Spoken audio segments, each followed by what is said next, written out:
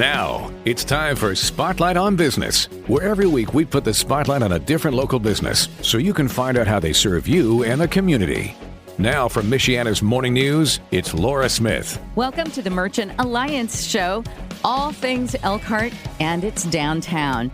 And today we have someone special in the house. His name is Spencer Short, and he is the owner and president of Pumpkinvine Cyclery in that great mid-century modern building on Main Street in Elkhart. I just love that building. I remember it as a little girl. And now it's a famous showcase for your beautiful bicycles. Thanks for joining the show today. Yeah, thanks for having me on. Yeah, we're excited to be in downtown Elkhart. We've been serving Elkhart County since 2010 in our Middlebury location, which is located directly on the Pumpkinvine Trail. And excited to be in downtown to the broader community. And we actually just purchased that famous building that you're referring to. So we're excited that it's actually going to be the permanent home for us in downtown Elkhart. What was the year it was, I was going to say built? Was it the 60s? You know, I really don't know. That is a good question. I'm going to have to look into that. Okay. Well, yeah, I do. I just love it. And it's so great to have people were very excited when they saw that you had bought it and were in there. And it is such a niche, bicycles. I am not a good bike rider. I don't even own a bike, but I fantasize about being able to ride one sometimes and just how great that would be and relaxing and wonderful. So you're really bringing a great service to our market as a small business owner. How's business for you, by the way? Business in downtown Elkhart's been great. We've seen an awesome response from the community. We've had a lot of Elkhart and West customers for a long time. And so coming to Elkhart was just really making it more convenient for those customers where we were coming to them instead of having a destination location in Middlebury that we're kind of going to where our market crowd is. Because I don't know much about bicycles and the industry itself. Are they made in America or do they come from overseas? There's really not a single bike that's U.S. made under about the $9,000 or $10,000 price point. So a lot of American companies, but the vast majority is built overseas. Mm-hmm. How are the economic sort of situation right now with tariffs? Is it affecting your business? Certainly, yeah. Mm-hmm. We've been juggling tariffs all year and making kind of strategic purchasing decisions to try to get ahead of tariffs. We just placed a large order about a week and a half ago to get it shipped out before a tariff price increase. Mm-hmm. And yeah, it's been something we've been managing all year, but we're rolling with it as is everybody else. Right. When did you get started in bicycling? I've been riding my entire life. Started off riding BMX as a kid, getting kicked out of businesses for trying to jump off their loading docks and building jumps in the woods and kind of, I was a good kid, just needed a place to ride. And then really got into the bike industry my senior year of high school when I started working at another area bike shop, and then quickly became store manager for them and eventually moved on to own my own. To own your own, president of your own, and your wife is also in the business. She is, yeah. She, when we first bought Pumpkinvine Cycler, there was an owner who had it for maybe 8 years before we purchased it. 8 months before we purchased it. She was managing a dental clinic. The day after we bought the business, she found out she was pregnant with our first kid. And so we were fortunate enough that the business was successful enough in the first few months that she was able to step away and come on full time at that point. And then a handful of years ago, she left to build cycling infrastructure in Elkhart County. Mm-hmm. And so her full-time job now is creating pedestrian and bike paths in Elkhart County. Oh, very interesting. So, didn't they just build a new one? I'm trying to think. But the Pumpkinvine Trail, how long is it exactly? It goes from where in Middlebury to where? So it goes from Shipshewana to Middlebury, from Middlebury to Goshen, and that portion of it's what's widely referred to as the Pumpkinvine Nature Trail. And then there's the Pumpkinvine network of trails, which includes like the Maple Heart Trail, which connects into the Pumpkinvine. There's a connector trail that is going to be from Elkhart to Mishawaka. And then from Mishawaka, there's a trail that goes Mishawaka to South Bend to Niles. So eventually there'll be a corridor of trail that goes continuously from Niles through to Shipshewana. Wow. So currently the Pumpkinvine is about 17 miles with another 10-mile extension to it. So 27 miles, not including what'll be connected in the future. That is just great.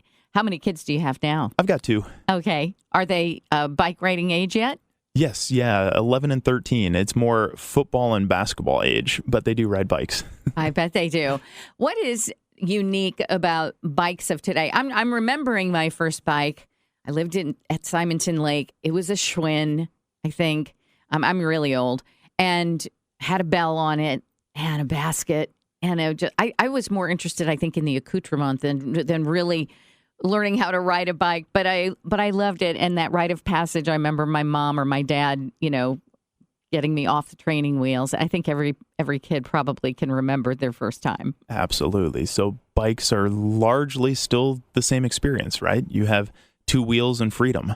The materials are dramatically different. The technology is dramatically different. So when we are looking at performance bikes today, it's pretty much all built out of carbon fiber. We're dealing with bikes that are 15-pound machines that have electronically controlled shifting, electronically controlled suspension, monitors in the wheels that can monitor tire pressure. And so you have this machine that is 15 pounds that's capable of carrying a several 100-pound person at 60 miles an hour down a mountain.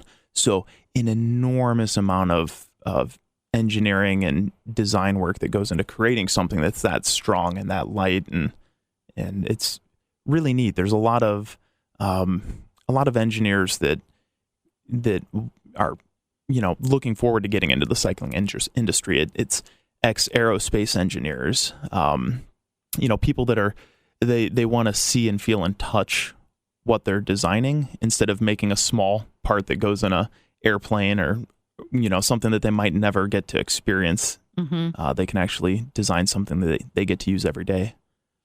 I remember riding a tandem bike. Yeah. And then I fell on the handlebar. And I stopped riding bikes for a while after that. But that I just remember the sheer joy of it. It really is. There's something so beautifully romantic and whimsical, and just I think bicycles are one of those last few things where, even though, like you said, they're full of technology now, there's still this organic pleasure that you can derive from it. Laura, if you talk to my wife, she would say there's nothing magical and whimsical about a tandem. She absolutely hates the experience and will not get on a tandem with me. So I come from like a mountain bike racing background, and so I can be a little reckless on a bike sometimes, all controlled. I don't crash often, but she's not used to the way I ride and will not get on the back of a tandem with me. She doesn't trust you. Doesn't trust that, no. But we sell a lot of e-bikes now. That's kind of a big portion of what we do. And my wife rides an e-bike, and it's kind of leveled the playing field of her being able to do longer rides or faster rides. E-bike. Electric assist. Oh. Correct. Yeah. I'm seeing those. I'm starting to see sometimes Amish people with them. Yes. So it's sort of an depends anomaly. on the community. They, the Shipshewana Amish have kind of adopted e-bikes. The Middlebury Amish, it's not a thing yet. So depends on the bishop. Yep, exactly. So that is fascinating to me. And do you see that as a trend that's going to continue to grow? Absolutely. So then doesn't that take away the kind of the premise of bicycling being healthy and good for you because all of the exercise you're getting? No, it's common misconception. So again, depends on the e-bike, and there's kind of this broad term for e-bike that there's a lot of bike-shaped objects that are not technically an e-bike. So an e-bike, you'll still get exercise on. You still pedal it. You'll get just as much exercise on an e-bike as you will a traditional bike. Mm-hmm. It's just you're able to have that level of assistance that you wouldn't normally have on a traditional bike. Mm-hmm. So you still do the work. It's just you amplified. Right. I'm from New York, or at least I lived there for 42 years. And driving in New York City, I think the hardest thing for me isn't the crazy drivers and everyone shouting and things like that. It's trying to avoid people on the city bikes. that Sure. they put a quarter in, and then whatever they put in, and they get to rent the bike for however long they want it. They pick it up, and then wherever they're going to, they find the place to, let it off again. But it's an amazing thing to watch them, because you'll see women business in their dresses, in their business attire, on these bikes and weaving in and out of traffic going down Fifth Avenue or whatever. And you're like, it's crazy. And yet they all somehow survive. And it's like a phenomenon to me. I admire people that have that kind of courage. Yeah, it takes courage to ride in a place like New York City on a bike. It does solve a lot of infrastructure needs. And so it's something my wife works with, where when you have a congested area like New York City, you can pack a whole lot more bikes into per square foot than you can cars and buses. And so it really, a city like New York could be very accessible by bike, where yes, you can reach everything that you need to reach within 3 or 4 miles. And 3 or 4 miles on a bike, especially an e-bike, is a very easy task. So yes. It's something that my wife is passionate about and working on locally, is creating cycling infrastructure so that people can safely use their bikes for transportation. Not everybody can afford a car. Not everybody needs a car for basic trips. If within your day-to-day, most of the time you don't need to go beyond 3 or 4 miles from your house to get to the grocery store, to go to church, to, hang out with your friends, whatever. A lot of these tasks could be done by bicycle. Well, you are definitely the expert on it. Spencer Short, he is the owner and president of Pumpkinvine Cyclery, and we're going to hear more about bike riding, especially in our area, what people can look forward to maybe discovering, and just all the fun that riding a bike is. I'm Laura Smith. This is the Merchant Alliance Show. For more information on everything in downtown Elkhart, go to dodowntownelkhart.com. We'll be right back. Podcasts by Federated Media.